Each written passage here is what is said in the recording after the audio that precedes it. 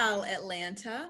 We are so delighted that you decided to join us today. Of course, you could have been anywhere and you decided to hang out with us. I'm your host, Sky. I'm Merritt. And I'm your girl, Shayla Ray.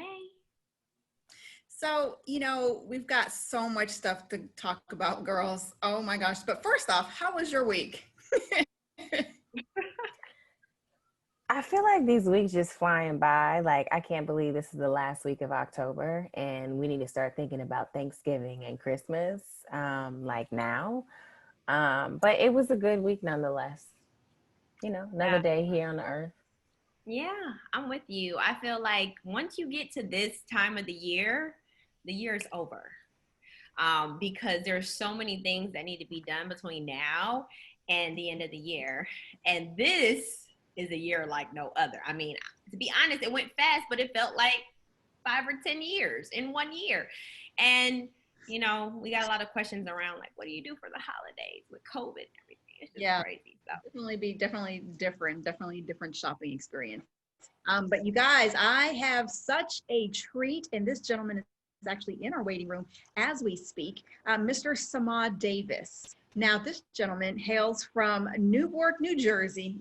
Now, he is an entrepreneur, he's a philanthropist, international film and television financier, content creator, and distributor, as well as dad. Now, this gentleman, Mr. Davis, he's been connecting the film and television content worlds of Hollywood alongside Africa for global consumption now, and he's also producing and directing. He's been doing this for over 2 decades. So some of the notable films that he's directed, 3 can play that game with Vivica A. Fox. He's also produced some pretty big films, one of them being Muslim, starring Evan Ross, Nia Long, and Danny Glover. Now, to tie in with his, United States and Africa connection, so he's produced and directed a movie by the name of Love by Chance, which was shot here in the U.S., was released in South Africa, and it features award-winning South African actors, as well as United States' own Terry J. Vaughn. So without further ado, let's welcome Mr. Samad Davis. Hello. There we go. Hi, Welcome. Hey. Hi. Please tell me, who do we have here? Well, I'm Sky. Sky. I'm Merritt. Merritt. And I am Shayla Ray. Shayla Ray. Hello. Oh. Well, How hello, are you? Mr. Davis. Thank you so much, number one, for joining us here on InStyle Atlanta. You have quite a resume behind you, might I say. And Thank you. one of my favorite things that I got a chance to say was that you are a daddy. So Oh, daddy, all day long. yes. So yeah, you're pretty amazing here, if I do say so myself. Now, I just want to know, because I already gave our viewers a brief background on you, but I want to know, how do you go from a kid from Jersey And Samad, just some context for you. So Sky and Shayla are based in Atlanta. I am a New York correspondent, so I'm in the city. And so, Newark is right over the bridge. Yes. If you're flying into New York City, you might fly into Newark, right? It may be, depending on that price. Absolutely. That's correct. I used to live in New York, so I got a lot of respect for New York, New Jersey. I appreciate it, but I live in Atlanta now. Well, the suburb of Atlanta. Right. So what I want to know, Samad, tell us, how does a tender tyke from New Jersey go from Jersey to saying, you know what, I'm into the film and television content creation world? What sparked that passion? I want to know that, and I want to know why tie all this in to Africa. So let's jump into. Man, I wish I can let's see how We're about to dig in. So come on, Samad, come on. Well, first of all, thanks again for having me. I appreciate that. I'm an entrepreneur first and foremost, and I'll skip my years as being a barber for a second, but it's really hard to skip because through being a barber, one of my elder clients got me into real estate in '95. And through real estate, you know, I did my first flip in 1995. I'm still in real estate to this day. So doing that first flip gave me the capital that I needed to move into other areas. So I had the barbershop. Then I started a restaurant in Newark, New Jersey. That was very successful. So then I started another restaurant in Harlem Which, on 125th Street. tell me the Now, restaurants. What are the restaurant names? this was you talking 90. You talking into 96 through 98. Okay. So it's not the Harlem that it is today. Oh, Trust me. Harlem. now. Yes. It's completely different. I think the only business that's still there is McDonald's. On 25th? Well, Everything else is. Sylvia's probably. Well, Sylvia's is still there. That's around the corner. But I'm saying on 125th Street, the only business that's still there is You McDonald's. wouldn't recognize it Everything else now. flipped 1,000 times. So you went from, There's a Whole Foods now. you got, apparently you've got your hands in everything. So entrepreneur, Well, you know. it all ties in. My manager that I had running the Newark restaurant, I think 18 months prior, told me, you know what? He's going to film school. Now, he was older than me. He said he's going to film school. He's going to resign, you know, wish him luck. 18 months later, I'm now stressed out. I'm not happy. I'm just like, I'm a slave to this restaurant, running back and forth. So I'm still trying to figure out, well, what's my next move? I'll sell these restaurants because I'm not happy. And I happened to run into him at the post office before I was on my way. I was in Newark on my way to New York. And he said, oh, and this is 18 months later. He said, oh, it was the best thing that ever happened. You should try it out. And I just enrolled myself into film school. I sold the restaurants, by the way. And at the end of the process, I'm going to fast forward. They gave me a ton of equipment for a week. They gave me all the equipment that I needed to make my thesis. And I brought that back to Newark, New Jersey, which no one at that time ever did a film in Newark, New Jersey, right? So here I am with all this film equipment and some know-how and some crew and a bunch of people from New York at the school. And I had everybody in the neighborhood willing to pitch in, right? I had drug dealers giving me cars. I had people, mamas and aunties cooking chicken for the set, you know? And this little project that was supposed to be my school, my little short film, ended up being much more. And so I took that VHS and I started selling it to all the different record shops. Back then, there were record shops. You know, you can go buy your CD, your tape, or whatever the case may be. You can buy VHS, bootleg movies, or originals. So the only person that did a movie right before me at that time was Master P. Bout It. He was before that. This was like right after that. Okay. And I ended up selling it across to so many mom and pop shops across, you know, the Northeast. And then a good friend of mine down here in Atlanta, he's now based in LA, Gerard, he had Script Masters. And back then it was these different magazines, these rap magazines, and in the back you can find all these movies. So I would sell him, I would supply him and he would sell my movie across the country. So I started making money off of this thing. I said, wait a minute. So here it is. If I just did this from a school project, let me really put some creativity behind it and commercialize some scripts here and put it out. And so I did another film. I did a sketch comedy DVD. Then I did a movie called Dirty Game. And Dirty Game became a cult classic. And that movie, That was your game changer right there, right? that was a game changer for me because on one hand, it gave me credibility within the underworld, you know, the hood stripe. It's a cult classic. And then it also, I met P. Diddy, I met Queen Latifah, I met all these people from that movie because it was like, that's the hood movie that everybody was talking about. So then I met everybody in the music business. But before it came out, I went to LA to the Hollywood Black Film Festival. You know, I go to some workshop, I show somebody the DVD. That person says, you need to stay in LA another week because the AFM film market is happening. And that's where everybody comes to buy movies. You know, all the big companies sell their movies to each other, internationally, domestic. So meanwhile, I'm running around in the lobby. I'm showing everybody. And on the last day, I meet somebody and I show them this DVD. There's a lady, and she says, "Well, you got to meet my partners. They will love this." And then they came, and I ended up doing a deal for Dirty Game, and that's how Dirty Game came out to go into Walmart, all of the different DVD, Best Buy, all of those different platforms. But at the same time, I built such a vast coalition of mom and pop stores across the country through my smaller projects. I was still able to sell to them directly. So I was in the major stores and still in the chitlin circuit, if you will, right?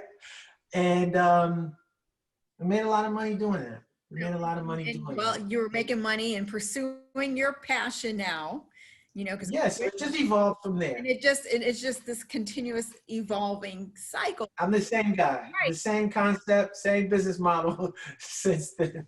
Right. So I really want to talk about, because you really have, now you had a phenomenal film, Love by Chance, Okay. in which you tied in Africa. So I want to talk about So what is this, I don't want to say fascination, but you know, this Connection. the connection. Well, okay. So I was giving you the timelines. So so let's fast forward to 2008. 2008, I was raising a fund, which I still run till this day, to fund my own projects, to have a slate of projects where I can fund content and sell it. So the same model that I started off with, we fund our own independent stuff and then we take it to the market, right? So I was just looking for investors at the time so that I don't have to raise money each project. I can have a war chest that we can say, okay, this project is next, that project is next, that project is next. Make sense so far? Mm-hmm.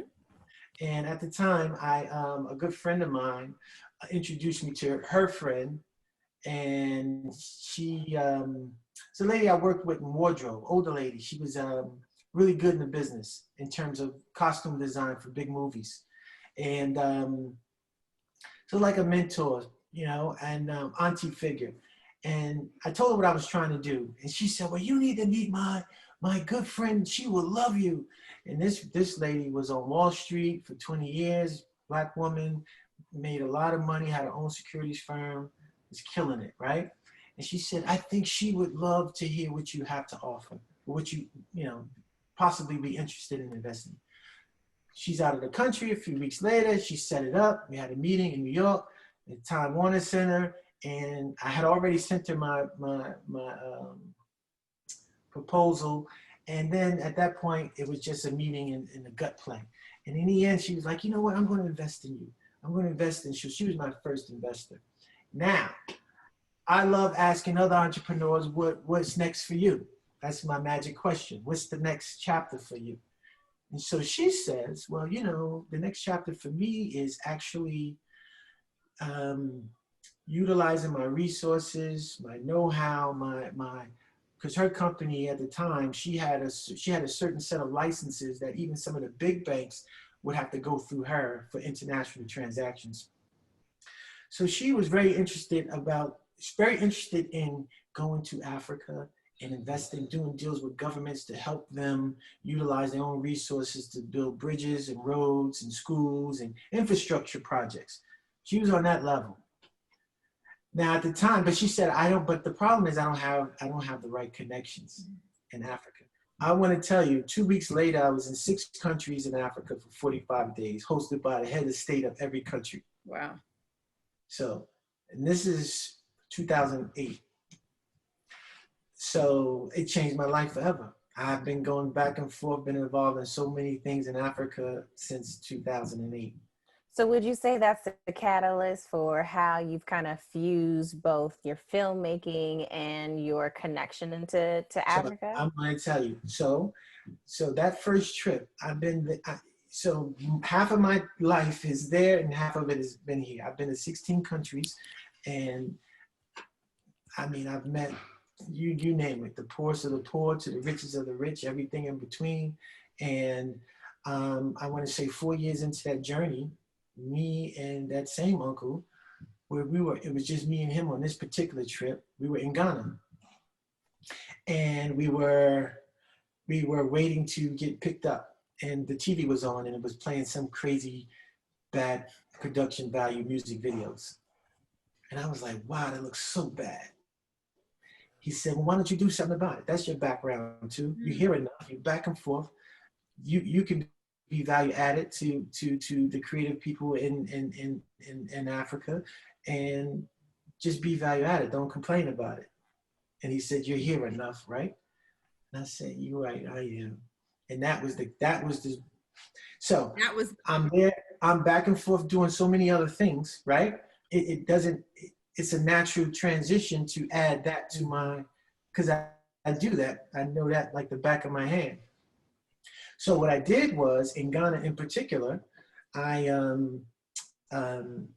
we just started doing some music videos. See, in Africa is a bit different, right? Because music at the time, big companies will utilize music artists to promote anything that they're doing.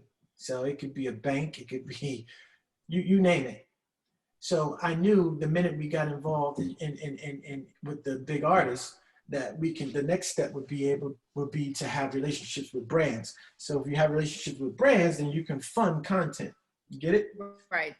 You can get them involved as well. So we did a music video, interesting story. We did a music video for, actually it was this big artist at the time. And when I flew over with my team, the guy didn't have the money. Did all this prep. He didn't have the money. He comes to our house where we're staying. We rented a house. He comes to the house with his entourage. And he's like, okay, we're supposed to shoot the next day. But he didn't bring his money. He didn't bring the deposit. So that Saturday, he didn't show up, but one of the guys in his entourage came knocking on our door. Now this guy is a half Ghanaian, half Liberian, an orphan raised in South Africa by a white lady on a farm. So he was a Liberian, Ghanaian, raised by a white South African lady in South Africa on a farm, raising cows and horses. So he had this whole cowboy thing with the strangest accent you can imagine. But he wrote this song called It's Your Imagination. I forgot how it goes. So he says, this is the money I scraped up. And it was the same as what the other guy was supposed to give. And we were ready to shoot a video. But this guy shows up with a cowboy hat on and a guitar in Ghana with the strangest accent you ever heard. And we shoot this video. And when we shoot this video, it goes viral. It gets on all the stations, music video stations and radio stations, and it blows up. And now every other artist in the country, it's like the Americans are here. Oh my, who was the artist? Who was the artist? His name is Manson Angel. Manson. Manson Angel. I'll show you the video. I'll see you the link. But it blows up. Yeah, I gotta see that. Manson Angel blows up. So now we're doing music videos for everybody. And I believe that following Music Video Awards year, we just won all these doggone videos. And it was the most embarrassing thing ever because, you know, you go into a market where there are people who are at the top of the food chain doing music videos. My plan was not to be a music video. We've done videos here in America for everybody, but I'm saying my plan there was not to be doing music videos, but that was the segue into the bigger play. Make sense? Mm-hmm. So through then we started getting relationships with banks and telecom companies and you name it. And that's how we were able to start doing the TV shows and getting them to pay for it, which it doesn't work the same here in America, ironically. Ironically, I'm now bringing those kind of deals to deals here in America. We're kind of behind, actually. So that's if I'm making sense, but that was the trajectory. And then from there, it just kept going on. So then I launched a show, an competitive acting reality show format that I own and created. The first one we did was in, I did something with Ghana and Nigeria, and we brought them here to America under a different brand. But then,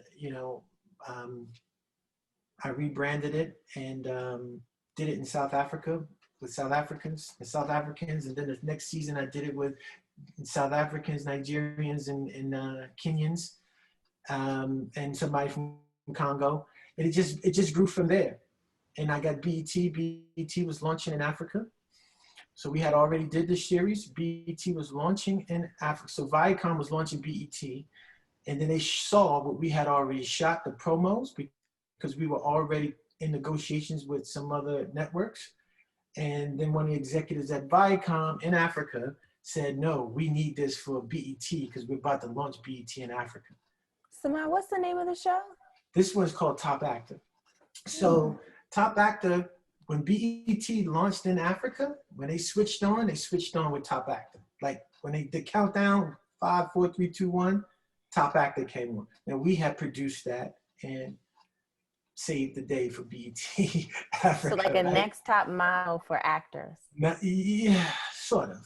Think of it like that. Right, like competing with it, right? Much more complicated, but in that sense. So when you talk about the movie, so Top Actor just sponsored that movie. It actually took the winners from season 1 and 2 and gave them opportunity because they also got an agent here in the US, a Hollywood agent. So when they came to the US, we said, well, Top Actor is going to also sponsor a movie. So that movie was purely off the back of Top Actor. Love by Chance. Correct. Aha. Okay, that's right. So even the guy who plays Love Chance in there, he was in Black Panther. Yes, I saw that. Yeah. Mm-hmm. So he comes from Top Actor as well. So that's kind of, everything kind of complements each other. It complements each other. So I'm not all over the place, but it's all interwoven, and you've been dropping some serious gems. I feel like that if we have some need for entrepreneurs, I mean, the gems you've been dropping about how people are able to figure out their own branding and marketing and financing, we might need to have you come back on the show and just give some tips for folks. Yeah, well, I mean, obviously it's one of those things where in this industry, in this day and age, you have to be an entrepreneur. You cannot be in this business as just an artist. Those days are over, unless you just don't have bills. Which all of us do. If you have I bills, want to fast forward us a little bit to now and some of your up and coming projects. So there's one I should say, because you're right. You are super talented. You're a jack of all trades. So you're welcome. So one of the things that's coming up is the Terror Lake Drive. And correct me if I'm wrong, but the series will be dropping on Thanksgiving. Correct. Perfect. And it's through AMC, but not like it's AMC, but it's UMC, the Urban Movie Channel, which is Bob Johnson, who created BET. Oh, okay. And the RLJ Entertainment, which was acquired by AMC Networks. So that's how you have it. So Terror Lake Drive is a project that my good friend Jerry Lamoth and his fiance, Kawana Marie, Penn, they wrote, and they're executive producers as well. So that's their baby. And I got brought on to bring it to life and make it happen, partner with them. So Terror Lake Drive is a thriller, psychological thriller. Mm-hmm. And Thanksgiving it will be coming out. And I think they're going to run it every week and then the finale will be New Year's Eve. Oh, that's going to be exciting. Yeah, so they're going to release it that way. It's not going to be a binge watch. So it's an every week thing with the finale being New Year's Eve. So Thanksgiving and then New Year's Eve. And then on my birthday, December 4th, I have a project that I did in South Africa, which is coming out globally on Netflix as an original. It's called Kings of Joburg. And so Kings of Joburg is something that is another 6 episode, but this is heist, cops and robbers, family dynamics, a little bit of supernatural stuff going on. So I'm really excited about that as well. That's coming out on my birthday, December 4th. So we got Thanksgiving, then my birthday, another series, and then New Year's Eve, the finale of the first one. So very interesting. How are you filming during COVID? How was that? So well, Kings of Joburg was filmed long before. Actually, I rewrapped production February, and then I flew back here, and all the COVID stuff started. I flew back here to start pre-production on Turtle Lake Drive, and we got 3 weeks in, and then we had to shut down. So we shut down for some months, right? Then we heard that the state was opening back up. And when they said they were opening back up, we said, okay, they're gonna open back up. And we were already far along with our pre-production. We already had our insurance. We already had, we had cast members locked down. We had Malik locked down. We had Lamont Rucker locked down. The only person that wasn't locked down was our leading lady. So, so when they said they were going to open some things back up, we said, let's be first. Let's be first because naturally we don't have the biggest budget. And since we don't have the biggest budget, if we're first, we don't have to compete with all the bigger productions that's coming online, with all the people that's been out of work now, you know, going to the bigger productions, right? But if we can go first, then we'll be able to get it done and keep our crew, which a lot we didn't get to keep, but it worked out the way it was supposed to. So we were the first in the country to do a SAG or union film in all of Hollywood. We were actually the first production in this country to go up. And that was very stressful because, you know, you can imagine, you know how it is going about your daily life trying to wear a mask, right? Now imagine we're shooting in the middle of summer here in Atlanta, and it's, you know, 90 whatever plus degrees, and everyone's wearing a mask, and not everyone's used to doing that, and you know, all of the policing involved, making sure everybody's staying honest and keeping their mask on, social distancing, and then all the mandatory testing, and then you can imagine you're in the middle of your production and you just got to worry about if somebody's test comes back negative, we're done. I mean, positive, we're done, you know? So the anxiety around that, I think when I was done production, I actually turned down 2 other productions because it was just too stressful. You know, In Style Atlanta has a reality TV, Right. and I hear that you've heard it. I hear that you've seen it before, and I hear that you're a bit of a fan. Yeah, what do you think about it? Oh, it's nice. It's very nice. Okay, so What do you like? Shayla, I want to hear what he likes. I don't. No, Love it vegan. no, it's good. I saw it. I mean, it's ready. It just needs a home ASAP. So in that same vein, okay, we got some feedback about the show, and the show feedback was that we were too professional. Too professional. So too professional, like the women in the show were like depicted that was too professional. I would love to hear just your opinion, your thoughts about what that feedback looked like, or why we even got that feedback. In your opinion, based on your experience and vast knowledge of this industry. That you're too professional. That was the feedback. So it wasn't ratchet enough. Correct. Right. Oh, okay.